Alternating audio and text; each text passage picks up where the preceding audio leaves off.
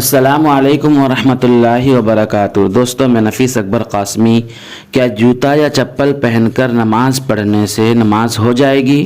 کیا نبی کریم صلی اللہ علیہ وسلم نے کبھی نعلین مبارکین پہن کر نماز ادا کی ہے؟ کیا ہے پورا مسئلہ اور پوری حقیقت؟ آئیے ہم دیکھتے ہیں دارالعلوم دیوبند کا فتویٰ۔ چنانچہ کسی نے دارالعلوم دیوبند سے فتویٰ پوچھا ہے، آپ بھی اسکرین پر دیکھ سکتے ہیں۔ سوال: کیا حضور صلی اللہ علیہ وسلم نے کبھی اپنی جوتی مبارک کے ساتھ نماز پڑھی ہے؟ اگر پڑھی ہے تو حوالہ اور وجہ جاننا چاہتا ہوں۔ نیز علماء حق کی کیا رائے ہے اس پر؟ دارالعلوم دیوبند نے جواب دیا ہے، بسم اللہ الرحمن الرحیم۔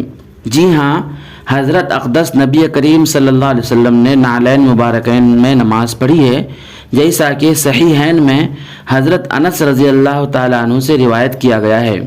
لیکن آپ صلی اللہ علیہ وسلم کی وہ نعلین مبارکین کیسی تھیں جن میں آپ نے نماز ادا فرمائی، معلوم نہیں۔ البتہ علماء نے فرمایا، نعلین میں نماز پڑھنا اس وقت جائز ہے جب ان میں کسی طرح کی ناپاکی نہ لگی ہوئی ہو اور ان کے ساتھ صحیح طور پر سجدہ بھی کیا جا سکے، یعنی سجدے میں زمین پر پیر کی تمام انگلیاں رکھی جا سکے۔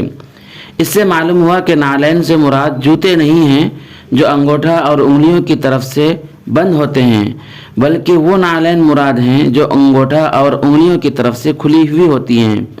اور حضرت اقدس نبی کریم صلی اللہ علیہ وسلم نے یہود کی مخالفت میں نعلین میں نماز پڑھنے کی ترغیب فرمائی ہے اور خود بھی پڑھی ہے، کیونکہ آپ صلی اللہ علیہ وسلم کے زمانے میں یہود نعلین اور موزوں کے بغیر نماز پڑھتے تھے۔